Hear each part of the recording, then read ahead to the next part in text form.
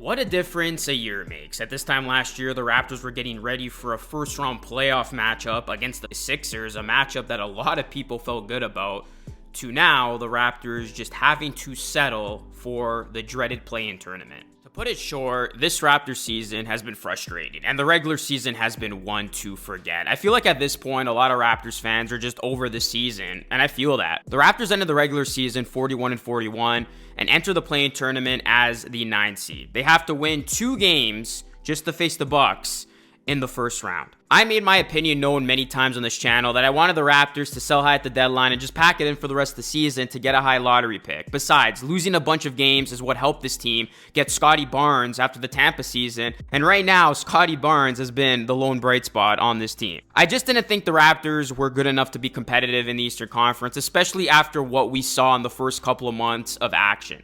Raptors management, of course, decided otherwise, and they thought the middle of the East was wide open, especially after the Nets traded both KD and Kyrie. The Raptors got aggressive and elected to trade for Jakob Poeltl. Poeltl has made this Raptors team better, and honestly, I could recall 2 or 3 games that the Raptors don't win if they don't have Jakob Poeltl in the second half of the season. But as I stated, when the trade went down, he did not move the needle, and that's been the case. The Raptors since the trade have still been mediocre.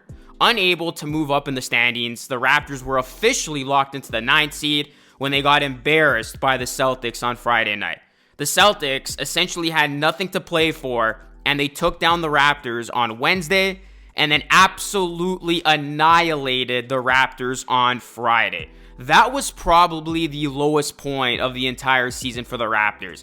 They looked completely checked out, and the Celtics, who weren't even at full strength, just destroyed them. It was a complete embarrassment. Now the Raptors will be in a do or die situation for not 1, but 2 games. If they survive, they get a date with the Bucks in the first round. Wednesday could be the last time we see this current version of the Raptors. There's been a lot of talk about this offseason. There's decisions that will need to be made about Jakob Poeltl, Gary Trent Jr., and the big one, of course, is Fred VanVleet. And also, that's not the only thing that could pop up. There's been a lot of talk recently about Nick Nurse's future and him receiving some interest from other teams around the league. Will this be Nick Nurse's final season with the team? Will the Raptors be open to potentially trading OG Anunoby, who will be 26 next season? Or even Pascal Siakam, who will be an unrestricted free agent in 2024?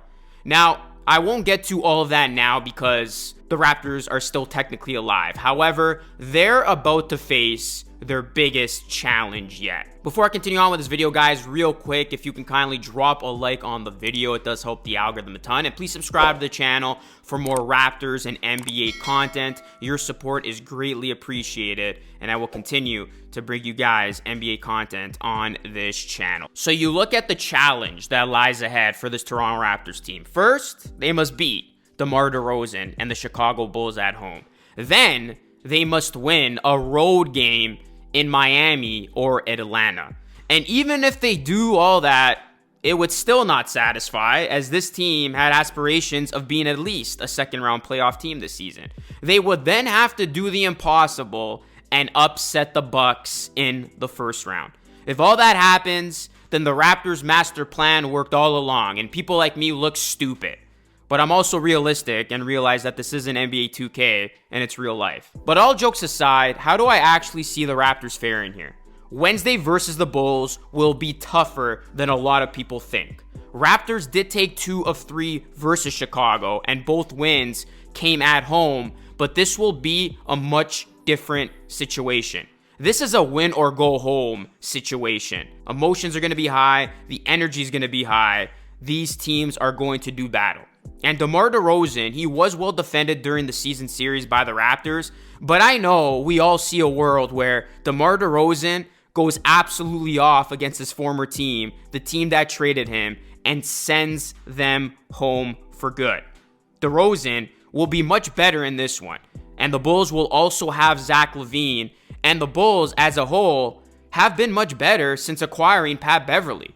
And somehow the Bulls have the #1 defense since the All-Star break. So Chicago, make no mistake about it, guys. They're going to be a tough challenge. And even though the Bulls are going to be on the road in this one, this is going to be a tough game for the Raptors to win. So although the Raptors are favorites in this one, this is going to be no walk in the park. I can definitely see the Raptors losing this game, but I will say that the Raptors win this game, as the Raptors have been a much better team at home this season, and home court advantage in these kinds of games are absolutely huge. As a matter of fact, 10 seeds are 0-4 in the play-in tournament. But home court advantage aside, I think Jakob Poeltl's presence will be a real difference maker. He's my X factor in this matchup, and I do think the Raptors will come out with energy in this one, and they will win this game. And then that will leave the Raptors to take on the Hawks in Atlanta on Friday night, as I do have the Hawks losing against the Heat in the 7 versus 8 play-in matchup. For my full play-in predictions, by the way, you can see that over on my TikTok, and I'll make my full predictions for the playoffs as I do every year once we know the matchup. So I'll probably drop that full playoff predictions piece on Friday or Saturday. Okay, so this is where I see the Raptors season ending. It will be very tough for the Raptors to win 2 back-to-back do-or-die games, especially with the second one coming on the road. And another key piece here is that the losing team of the 7-8 matchup will have an extra day off to prepare. So I think this will be a tough spot for the Raptors. For as inconsistent as the Hawks have been, they still have big game Trae. And this is where I worry about the Raptors offense being able to match the Hawks. You know Trae Young, he shows up in these kinds of games. And will the Raptors be able to answer? I mean, given their track record, the answer is no. Also, the Raptors have been very bad on the road. I just can't trust this team on the road in a do-or-die situation. They're 14-27 to be exact. That's, of course, their regular season road record. So I actually do see the Raptors coming up short here. So this is my unbiased opinion on how I see the Raptors play-in tournament going down.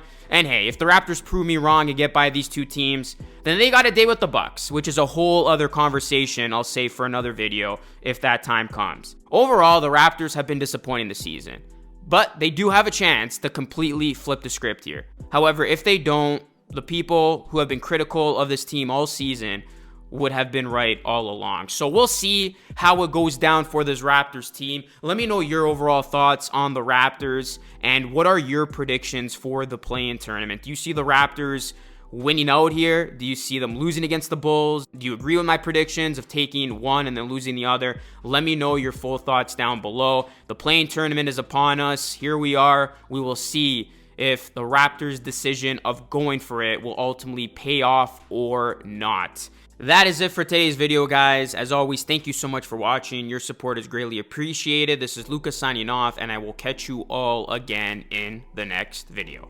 Take care.